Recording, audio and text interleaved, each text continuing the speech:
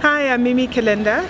I am the co-founder and managing director of a public relations firm called Africa Communications Group, ACG, based in Johannesburg and working across the continent of Africa.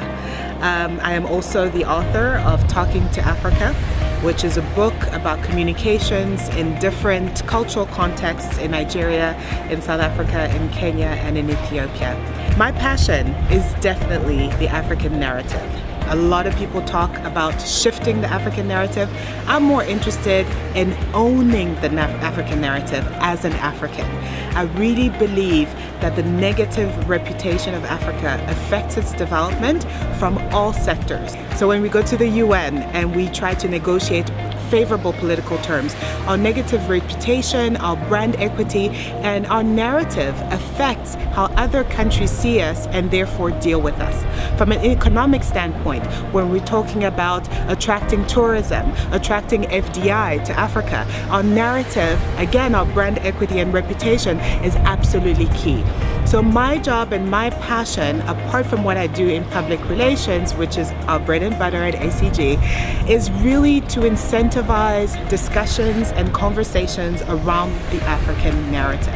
And one of the things that I believe is really going to shift our narrative from negative to positive, and also shift it from other people's hands and other people's frameworks into our own and give us that ownership that we're looking for, is to start thinking about how we raise the standards in everything that we do.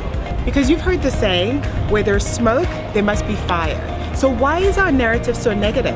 And we keep going back into history and blaming slavery and blaming colonialism and a number of other factors, which of course we can't deny and are truthfully some of the things that have affected how we've gotten to where we are today. However, is that the only thing?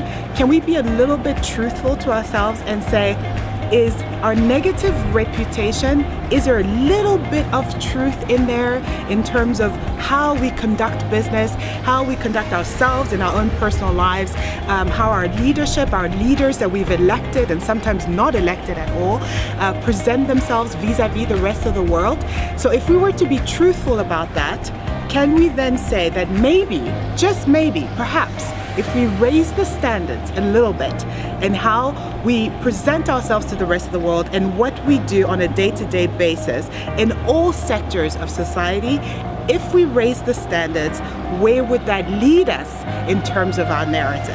And if we did that and our narrative remained negative, could we then truthfully have something to complain about? It is time that we move from potential to actually being exactly who we were created to be as people, and to take this continent to the next level.